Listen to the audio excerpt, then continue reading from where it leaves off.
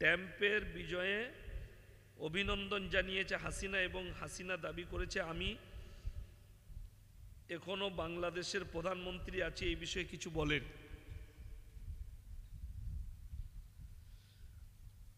পায়খানা জানেন? পায়খানা জানেন না? আচ্ছা, পায়খানাটা ওপর দিকটা শুকিয়ে গেলে পাক হবে? কথা বলে না? পায়খানার দু পিঠটাই সমান না সমান লয়? তো পায়খানার দু পিঠটাই সমান। তো ওখানে ডোনাল্ড ট্রাম্প বসুক আর আপনার বাইডেন বসুক আর যেই বসবে গুয়ের দু পিঠটাই সমান। সবগুলোই না পা, ভালো একটাও নাই। তো যেই বসুক জেনে রেখে দিবেন কিয়ামতের আলামতগুলো প্রকাশ পাচ্ছে আস্তে আস্তে। আমেরিকা খুব তাড়াতাড়ি ক্ষমতাচ্যুত হবে। রাশিয়া এবং চায়না উঠে পড়ে লেগেছে নিজেদের হাতে ক্ষমতা লিবার পৃথিবীর। আপনারা কি মনে করছেন চায়না খুব ভালো, মুসলিম দেশকে সাপোর্ট করছে বলে? না, চায়না ওদের থেকেও ডেঞ্জার। উইঘুরের মুসলমানদের উপরে চায়না যে অত্যাচার করে আপনারা অনুভব করতে পারবেন না। চায়নাতে কেউ যদি রোজা রাখে তার মুখেতে শুয়োরের মাংস ভরে দেয়, কেউ যদি নামাজ পড়ে তাকে জেলে নিয়ে গিয়ে পিটায়, কেউ যদি দাড়ি রাখে তার দাড়িগুলো কেটে দেয়, কোরআন পড়লে লাথি মারে, প্রচুর অত্যাচার করে চায়না মুসলিমদের উপরে। ওই জন্য চীনকে আপনারা কেউ ভালো মনে করবেন না। আর পৃথিবীতে যতটা নোংরামি ছড়িয়েছে, এই সমকামী, এই ব্যভিচার, এর মধ্যে 3 ভাগ হাত আছে চায়নার। সব থেকে বেশি দেহ ব্যবসায়ী হচ্ছে নেপাল, চায়না, উত্তর কোরিয়া, দক্ষিণ কোরিয়ার মেয়েরা। এরা সব থেকে বেশি দেহ ব্যবসা করে। আর হাসিনা যে স্বপ্ন দেখছে, ওর স্বপ্নই দেখা হবে। আপনি ভারতে আছেন, ভারতেই থাকুন, ভালো আছেন। বাংলাদেশে গেলে আপনার জন্য আয়নাঘর রেডি রেখেছে। বাংলাদেশের বিশ্ব ইজতেমায় 2 গ্রুপের মারামারি নিয়ে কিছু বলুন। বড় কষ্ট লাগে কি জানেন? আপনাদেরকে বলে যাই, আলেমদের মধ্যে ইখতিলাফ দেখবেন। আমি বীরভূম জেলায় এক জায়গায় জলসাই গিয়েছিলাম, তো আমাকে প্রশ্ন দিয়েছে যে কোন দল, জামাতের কোন দলটাকে ঢুকতে দেবো। আমি তাদেরকে উত্তর দিয়েছি যে এ যদি বলে ওকে ঢুকতে দাও না, তো একে আগে মারবি, আর ও যদি বলে ওকে ঢুকতে দাও না, তো ওকেও মারবি। সব থেকে দুঃখ যারা এই দল করছে, বাটোয়ারা করছে, দুঃখটা হচ্ছে আগের ইজতেমায় 11 জন মার্ডার হয়ে গিয়েছিল মুসলমানের হাত দিয়ে বাংলাদেশে, 11 জন। এখন একটা জিনিস মাথায় রাখতে হবে, দিনের দায়ী, দিনের দাওয়াত আমাদের সমাজের লোকে তবলিগ বুঝে আসেনি। তবলিগ অনেকজন মনে করেছে তবলিগটা আমার বাপের। না, তুমি তবলিগের, তবলিগটা তোমার বাপের লয়। সাদ সাহেব যদি মনে করে তবলিগটা আমার বাপের, তাইলে জানবেন গুমরাহির মধ্যে আছে। তবলিগটা তোমার বাপের লয়, তুমি তবলিগের। তবলিগটা প্রত্যেকটা মানুষের জন্য প্রযোজ্য। আপনাকে বাইরে যেতে হবে কোনো মানে নেই তো। আপনি বাড়ি থেকে বেরিয়েছেন, মসজিদে যাবেন, মাচার ওপরে কিংবা রাস্তায় 2টো মুসলিম ছেলে বসে আছে, নামাজ পড়ে না, তাকে বললেন ভাই নামাজ পড়িস না কেন, যা গোসল করে নামাজ পড়বি, উজু করে যা, কাপড় পরে আয়, তবলিগ হয়ে গেল। বুঝতে পেরেছেন না পারেননি? আপনাকে আপনি বলছেন, যেমন আমাকে এক জায়গায় প্রশ্ন দিয়েছিল, হুজুর আমি রিক্সা চালিয়ে খাই, তো আমাকে একজন বলেছে 1 চেল্লা দিবি, চল, খাবার ব্যবস্থা আল্লাহ করে দিবে, সংসার আল্লাহ চালিয়ে দিবে। যে মসজিদে, শুনেলেন হাদিসটা, যে মসজিদে শুয়ে থাকে, যদি বলে আমি খালি আল্লাহ আল্লাহ করি মসজিদের ভেতরে আর নামাজ পড়ি, সংসার আল্লাহ চালাই, তার নাম চোর। তার নাম কি বললাম? চোর। কখনো নয়, এটা তবলিগ নয়। পেয়ে যাবেন, গুগল খুললেই পেয়ে যাবেন আপনারা। কি শাহরুখ খান উমরা করতে গিয়েছিল, আপনি ফটো দেখতে পাবেন। ঠিক বললাম না ভুল বললাম? খুলে দেখুন, যাদের কাছে বড় মোবাইল আছে। উমরা করতে গিয়েছিল, কিন্তু আমি এই মজমায় বসে আল্লাহর কসম খেয়ে বলছি, মুশরিক, মুসলমান বলা যাবে না। আল্লাহর কসম খেয়ে বললাম, যদি এই চ্যালেঞ্জ কেউ অ্যাকসেপ্ট করতে পারে, আমি স্টেজে আছি, নিয়ে আসুন সেই মৌলবীকে। যদি মুসলমান প্রুফ করাতে পারে, আমি জীবনে আর সমাজের বুকে বক্তব্য দেব না। যে কোনো মৌলবীকে নিয়ে আসুন, যে কোনো দলের মৌলবীকে আনুন, খালি হাদিস কুরআন থেকে প্রমাণ করে দিবে না আল্লাহ ব্যতীত মাটির তৈরি মূর্তিকে উপাসনা করা, আল্লাহ ব্যতীত অপরকে উপাসনা করলে, রব হিসাবে মানলে সে মুসলমান থাকবে। আমি জীবন আর সমাজের বুকে বক্তব্য দেব না। সালমান খান মুশরিক, মুশরিক। আল্লাহর কাছে যতগুলো পাপ আছে পৃথিবীতে, কেউ যদি জিনা করে ফেলে, আল্লাহ ইচ্ছা করলে ক্ষমা চাইলে ক্ষমা করে দিবেন। কেউ যদি চুরি করে ফেলে আর সে যদি ক্ষমা চায়, আল্লাহ ইচ্ছা করলে ক্ষমা করে দিবেন। কেউ যদি ভুলবশত সুদ খেয়েছে, সে হারাম বুঝার পরে আল্লাহ তাকে হিদায়াত দিয়েছে, সে যদি ক্ষমা চায়, আল্লাহ ইচ্ছা করলে ক্ষমা করবেন। কিন্তু কেউ যদি জেনে বুঝে শিরিক করে, আল্লাহ ব্যতীত অপরকে রব হিসাবে মানে, ভালো মন্দের মালিক মনে করে, সেই গুনাহ আমার আল্লাহ ক্ষমা করবেন না। কোরআনে আছে, ইন্না শিরকা লাযুলমুন আযীম। আমি জেনে বুঝে যারা শিরক করবে, সেই পাপ আমরা ক্ষমা করব না। চলুন, নামাজে আমরা সূরা ফাতিহা পড়ি না? কথা বলে, নামাজে মানুষ কি ওয়াদা করে শুনেলেন? মুসলমানদের ওয়াদাটা, ইয়াকা নাবুদু ওয়া ইয়াকা নাস্তাইন, আল্লাহ তুমি ছাড়া কারুর উপাসনা করি না, আল্লাহ তুমি ছাড়া কারুর কাছে ভালো মন্দ চাই না। সূরা ফাতিহা নামাজে দাঁড়িয়ে প্রত্যেকটা মুসলমান, যে জুম্মা পড়ছে সে, যে 5 ওয়াক্তের পড়ছে সে, যে ঈদ বাকরা ঈদ পড়ছে সে, সকলে ওয়াদা করছে, আল্লাহ তোমার ছাড়া কারুর ইবাদত করি না, তুমি ছাড়া কেউ কি ভালো মন্দের মালিক মনে করি না। সিজদা নাস্তিক ছাড়া যারা ধর্মে বিশ্বাসী নয়, বাকি সবাই সিজদা দেয়। কেউ আগুনের কাছে, কেউ গাছের সামনে, কেউ কবরের সামনে, কেউ পানির সামনে, কেউ পাথরের সামনে, কেউ ঢিপির সামনে। যে যেখানে বিশ্বাস এনেছে সে সেখানে সিজদা দিচ্ছে। ওই জন্যে আল্লাহ তাআলা কোরআনের শর্ত রাখলেন সূরা বাকারায়। কেন? মুমিন হওয়ার জন্য শর্ত রাখলেন। কেন? পৃথিবীতে সবাই সিজদা করে, নাস্তিক ছাড়া, যারা ধর্মে বিশ্বাসী নয় তারা ছাড়া সকলে যারা ধর্মে বিশ্বাসী তারা কোথাও না কোথাও সিজদা করে। ঠিক কিনা কথা বলেন? যে কোনো জায়গায় সে সিজদা করে, পূব হোক, পশ্চিম হোক, উত্তর হোক, দক্ষিণ হোক। ওইটার কারণে আল্লাহ তাআলা শর্ত রাখলেন। কি শর্ত আছে?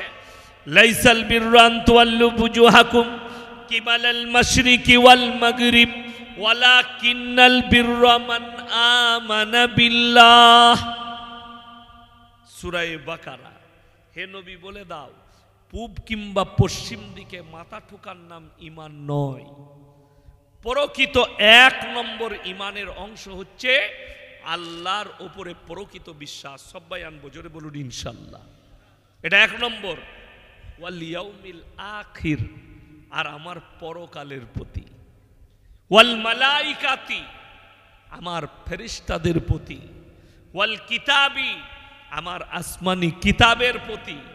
ওয়ান নবিয়্যিন, আর যতগুলো নবী পয়গম্বর পাঠিয়েছি এদের প্রতি।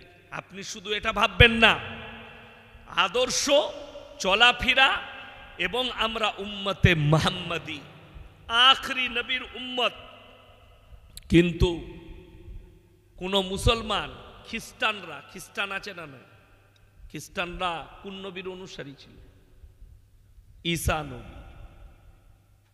এই খ্রিস্টানরা যদি মুহাম্মদ সাল্লাল্লাহু আলাইহি সাল্লামকে গালি দেয়, আমরা কিন্তু ঈসা নবীকে গালি দিতে পারবো না। যদি কেউ দেয়, ঈমান চলে গেল তার, সে খারিজ হয়ে যাবে ইসলাম থেকে।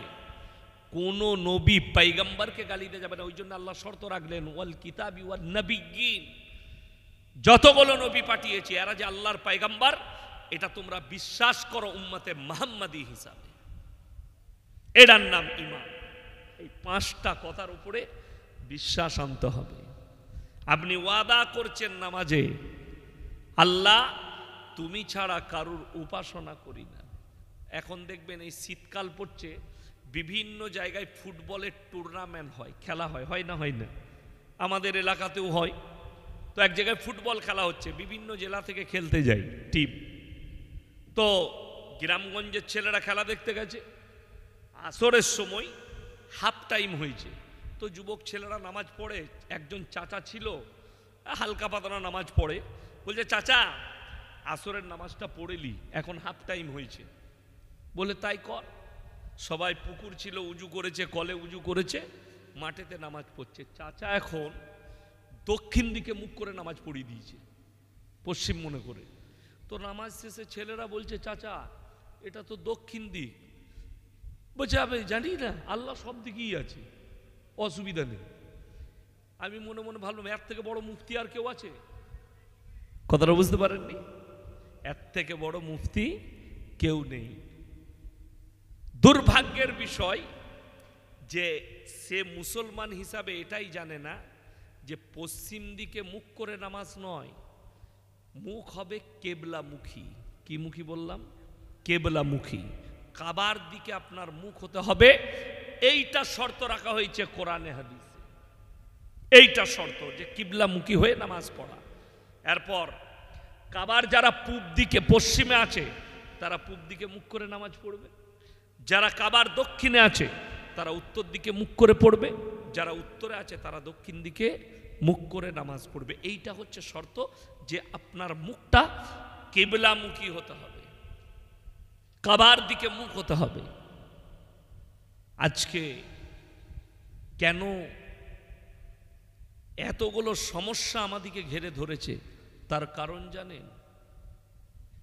কোরআন মজিদ হচ্ছে আল্লাহর আসমানি কিতাব, গোটা পৃথিবীর বায়োডেটা আল্লাহ কোরআনে ভরে দিয়েছেন। বলুন সুবহানাল্লাহ। কোরআনের ওয়েট অনেকে জানেন। কোরআনটা যেটা এখানে নামানো ছিল, এটা যদি আপনি দাড়ি পাল্লাই চাপান কত ওয়েট হবে? খুব জোরে 1 কেজি, নাহলে 1.5 কেজি, নাহলে 2 কেজি। যদি খুব বড় কোরআন করেন 1 কুইন্টাল হবে, 1.5 কুইন্টাল। এইটা কিন্তু কোরআনের ওয়েট নয়। যদি বলেন কোরআনের ওজন কি, কোরআনকে জিজ্ঞেস করলে পাবেন। কোরআনে আল্লাহ তাআলা কোরআনের ওজন বলে দিলে কোরআনকে জিজ্ঞেস করো, হে কোরআন তোমার ওয়েট কি, তোমার ভারিত্বটা কি? কোরআন নিজে বলে দিচ্ছে লাউ আনজালনা হাদাল কুরআন আলা জাবালিল লারাইতাহু খাশিয়াম মুতাসাদ্দিয়াম মিন খাশিয়াতিল্লাহ। আল্লাহ বলছেন আমি যদি এই কোরআনটাকে পাহাড়ের উপরে অবতীর্ণ করতাম, পাহাড়টা এই কোরআনের ভারিত্ব নিতে পারত না, চূর্ণ বিচূর্ণ হয়ে যেত। আমি ভালোবেসে উম্মতে মুহাম্মাদীকে দান করেছি। জোরে বলুন সুবহানাল্লাহ। এটা উম্মতে মুহাম্মাদী নয়, গোটা পৃথিবীর মানুষের কল্যাণের জন্য এসেছে। আল্লাহ নবী সাল্লাল্লাহু আলাইহি সাল্লাম শুধু মুসলমানদের নবী নন, তিনি হচ্ছেন রাহমাতুল লিল আলামিন। গোটা পৃথিবীর মানুষের জন্য তিনি রহমত স্বরূপ। ইসলামটা পরিপূর্ণ না বুঝার কারণে আজকে মুসলমানের সম্পর্ক কিন্তু কোরআনের সঙ্গে নেই। ঠিক বললাম না ভুল বললাম? মুসলমানের সম্পর্ক হাদিসের সঙ্গে নেই, রসুলের আখলাকের সাথে নেই। এইটা হচ্ছে সমাজের সমস্যা। আপনার সম্পর্ক, আপনি নামে মুসলমান, আপনি নাম রেখেছেন আব্দুর রহমান, আপনার সম্পর্ক হচ্ছে শয়তানের সাথে। আপনি নাম রেখেছেন আব্দুল জব্বার, কিন্তু আপনার ব্যবহার কারবার সব বেঈমানের সঙ্গে। ইহুদি নাসারাদের কালচার আপনার কাছে, রসুলের দিয়া আখলাক আপনার মধ্যে নেই, কোরআনের সঙ্গে সম্পর্ক নেই। এখন বাংলা মানে কোরআন বেরিয়েছে না বেরোয়নি? কথা বলেন। আচ্ছা ইমানদারির সঙ্গে বলুন, এতগুলো মানুষ টুপি লাগিয়ে বসেছে, প্রত্যেকটা মুসলমান নরনারীর জন্য দিনী শিক্ষা অর্জন করা কি ফরজ। এই থানাটা আমতা থানা না বাগনান? বাগনান থানা। গোটা বাগনান থানায় যদি সমীক্ষা করা হয় কত পার্সেন্ট মুসলমানের কাছে দ্বীনি শিক্ষা আছে, আমার মনে হয় 85% থেকে 90% মুসলমানের কাছে দ্বীনি শিক্ষা নাই। ঠিক বললাম না ভুল বললাম? 85 থেকে 90% যদি সমীক্ষা করা হয়। অথচ মুসলমান জানে দ্বীনি শিক্ষা অর্জন করা ফরজ। যদি দ্বীনি শিক্ষা আপনার কাছে থাকতো, কেউ বলতে পারবে কোনো মৌলবি আমার 1 লাখ জলসা ছুটছে ফেসবুক আর ইউটিউবে, একটা জলসা বার করে দেখান যেখানে আমি বলেছি স্কুল কলেজে ছেলে মেয়েকে পড়ানো যাবে না, স্কুলে যাওয়া যাবে না, শুধুমাত্র মাদ্রাসায় দিবে, হাফেজ মৌলবি হবে, এরকম বক্তব্য আমার একটাও পাবেন না। আমি কালকের জলসায় বলেছি যে ভাই, মুর্শিদাবাদে ছিলাম কালকে, আমি বলে এসছি যে আপনার ছেলে ডাক্তার হোক, মাস্টার হোক, প্রফেসর হোক, ইঞ্জিনিয়ার হোক, আইপিএস হোক, আইসি হোক, নেতা হোক, মন্ত্রী হোক, কিন্তু আল্লাহর কসম খেয়ে বলে যাচ্ছি যদি দিন না থাকে তার মধ্যে আমার আল্লাহর কাছে কোনো মূল্য নাই। চ্যালেঞ্জ এটা, যে কোনো মৌলবি আমার চ্যালেঞ্জকে অ্যাকসেপ্ট করতে পারে। আমি কোরআন হাদিস দ্বারা প্রমাণ দিচ্ছি। নবীজি সাল্লাল্লাহু আলাইহি সাল্লাম বললেন, 1 নম্বর, যার মধ্যে নামাজ নাই তার মধ্যে ইসলাম নেই।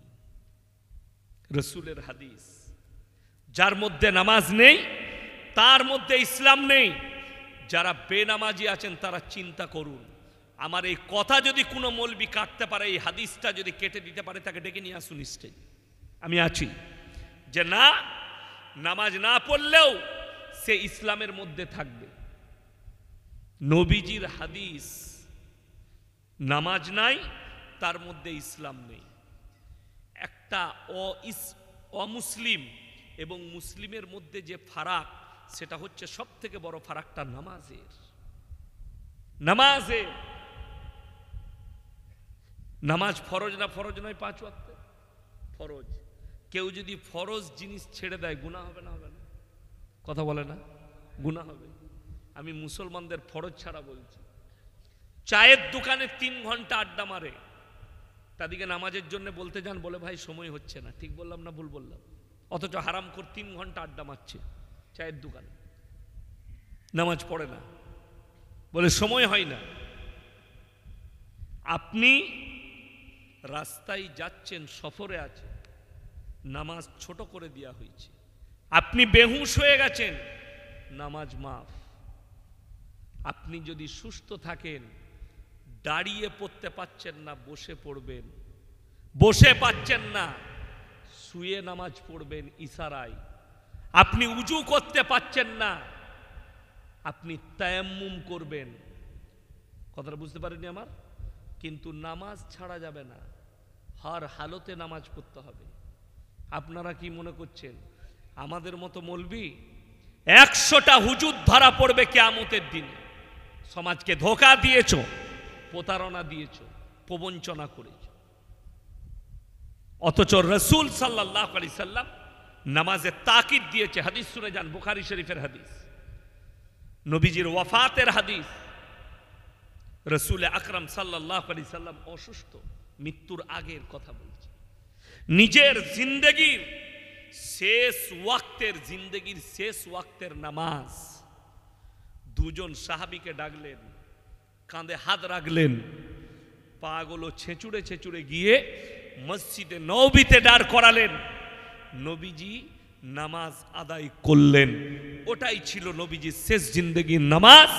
নবীজির নামাজ মাফ হয়নি।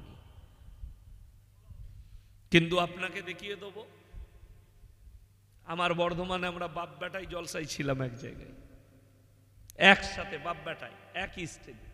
কালকে আমরা এক স্টেজে আছি, আমরা বাপ বেটা, মুর্শিদাবাদে মতিঝিল মাদ্রাসা, যেখানে পার্ক আছে মতিঝিল। আমার মনে হয় ভারতবর্ষে অত বড় পার্ক নাই। কোথায় বললাম? ভারতবর্ষে অত বড় পার্ক নাই।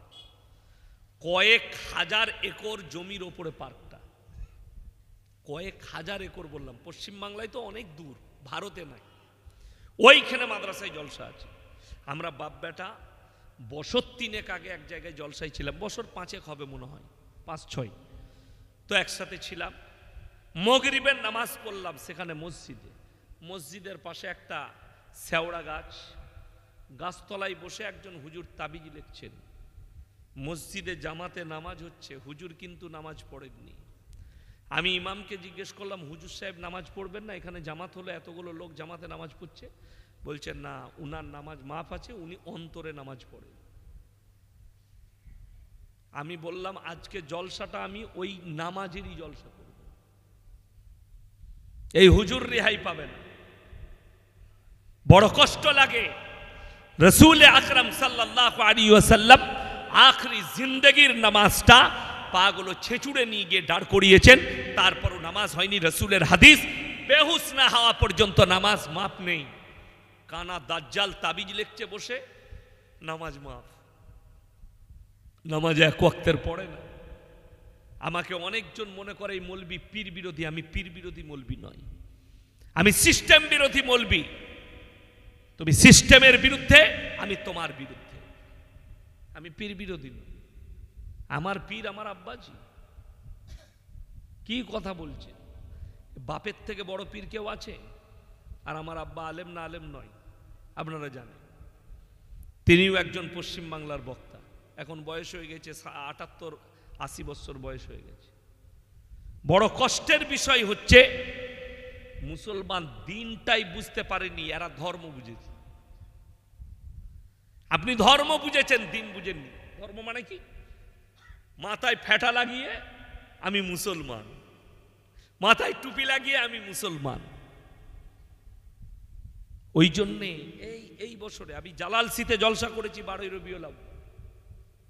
তারপরে গিয়েছিলাম আমতা চন্দ্রপুরে রাত্রে, ওখানে এখানে 11টায় শেষ করলাম, ওটাকে 12টায় ধরে 2টোয় শেষ করেছি। তারপরে বাড়ি গেছি। 2টো ছেলে আমাকে প্রশ্ন করছে, হুজুর আপনি এই হাওড়াতে কোনো জায়গায় জলসায় বলেছেন যে ঈদে মিলাদুন নবীর জুলুস বার করা যাবে না? আমি বললাম বলেছি। কেন বললেন? দলিল দিতে হবে। আমি বললাম দলিল দেবো আমি? সব থেকে প্রথমে আমাকে উত্তর দাও, এই বাগনানে 2 বছর আগে 12 রবিউল আউয়ালে একজন হুজুরু ছিল, ডিজে বাজিয়ে মুসলিম যুবকরা গান বাজিয়ে ড্যান্স করেছে। এটা কি শরীয়ত সম্মত? আপনারা কি বলেন? ইসলামে গান জায়েজ আছে? কথা বলেন। হারাম না হারাম নয়? হারাম। তাইলে কি বলছে? রসুলের মহাব্বতে, নবীজির মহাব্বতে, হাদিস কুরআনের দলিল নাই। কেউ যদি এখানে বার করে দেখাতে পারেন, আল্লাহর কসম খেয়ে বলছি, আমি 1 টাকা নেব না, এক্ষুনি বেরিয়ে চলে যাব গাড়িতে চেপে, স্টেজ ছেড়ে, যে আল্লাহ নবী সাল্লাল্লাহু আলাইহি সাল্লাম জীবিত অবস্থায় হোক, নবীজি চলে যাওয়ার পরে 4 জন খলিফা, হযরতে আবু বকর সিদ্দিক রাদিয়াল্লাহু তাআলা আনহু, হযরতে উমরে ফারুক রাদিয়াল্লাহু তাআলা আনহু, হযরতে উসমানে গনি রাদিয়াল্লাহু তাআলা আনহু, হযরতে আলী রাদিয়াল্লাহু তাআলা আনহু, এই 4 জন খলিফার জীবন দশায় তিনারা কি জুলুস বার করেছেন মক্কা মদিনায়? যদি কেউ প্রমাণ দেয় কোন মৌলবি, আমি ইয়াসিন জীবনে আর বক্তব্য দেবো না, এখান থেকে ইতি করে বাড়ি যাব। নিয়ে আসুন স্টেজে, খালি হাদিসটা আমাকে বার করে দেখিয়ে দিবে। বুখারী, মুসলিম, তিরমিজি, আবু দাউদ, ইবনে মাজাহ, নাসাই শরীফ, কোন জায়গা থেকে একটা হাদিস বার করে দেখিয়ে দিবে যে এইখানে লেখা আছে এই সাহাবী জুলুস বার করেছিল। বললে দলিল নাই, রসুলের মহাব্বতে করছি। আজকে এশার নামাজ, ফরজ নামাজ ক রাকাত পড়েছেন? কথা বলে না? 4 রাকাত। আমি তাদেরকে প্রশ্ন করলাম, বাবা তোমরা এশার ক রাকাত নামাজ পড়েছো আজকে? বলে হুজুর 4 রাকাত। আমি বললাম আল্লাহর মহব্বতে কাল থেকে 6 রাকাত পড়বে। কথাটা বুঝতে পেরেছেন না পারিনি আমার? যদি রসুলের মহব্বতে দলিল না লাগবে না, রসুলের মহব্বতে ডিজে লিয়ার ঝান্ডা লিয়ে যদি জুলুস পার করা যায়, তাহলে আল্লাহর মহব্বতে 2 রাকাত নামাজ বেশি পড়া যাবে না? বলছে না, দলিল দিতে হবে কোরআন হাদিসের। বড় কষ্ট লাগলো শুনে, যারা কোন মূর্খের জগতে বাস করে। আজকে আমি জলসা করতে এসেছি, যে মাঠটাই জলসা করছি, এটা যদি বলি আমার বাপের, দলিল কে দিবে? কথা বলে না? কাকে দেখাতে হবে দলিল? আমাকে না আপনাকে? আমাকে। আর আমি যদি বলি আমার বাপের নয় এরকম একটা দলিল দেখাও, দলিল আর খুঁজে পাবে? খুঁজে পাবে না। যেমন 6 রাকাতের দলিল নেই, যে বাড়তি 2 রাকাত কেন? দলিল না থাকার কারণে যদি আপনি 4 রাকাতের দলিল আছে বলে 4 রাকাত নামাজ পড়েন, আল্লাহর মহব্বতে 2 রাকাত বাড়ানো যাবে? যাবে না, নামাজটাই হবে না। কেন? ইসলাম হচ্ছে ইন্নাল্লাহা ইনদাহু আলাল ইসলাম। আর আপনি যেটা ইসলাম বুঝেছেন মন গড়া ইসলাম। নবীজি সাল্লাল্লাহু আলাইহি সাল্লাম যে ইসলাম বুঝিয়েছে মাথা থেকে পা পর্যন্ত পরিপূর্ণ একটা জীবন ব্যবস্থা, যে জীবন ব্যবস্থাটা রাসূল আকরাম সাল্লাল্লাহু আলাইহি সাল্লাম তিনার আখলাক, চরিত্র, হাদিস আর কোরআন মোতাবিক হবে। তবে জীবনে নামাজ পড়ে না, বলছে আশিকে রসুল। আশিকে রসুল কাকে বলে জানো? আশিকে রসুল আমাদের বুজুর্গের দিন আল্লাহ ওয়ালারা। খাজা মঈনুদ্দিন চিশতি রহমতুল্লাহ আলাইহি 12 বছর বয়স থেকে, কত বছর বললাম? 12 বছরের পর থেকে জিন্দেগিতে কোনোদিন তাহাজ্জুদের নামাজ কাজা করে। আর আপনি বলছেন আমি খাজা বাবাকে মহব্বত করি, কিন্তু জিন্দেগিতে নামাজ পড়েন না। আপনার ভালোবাসা বুঝতে পেরেছেন? আপনার ভালোবাসা আপনি ভেবে দেখুন কতটা মহব্বত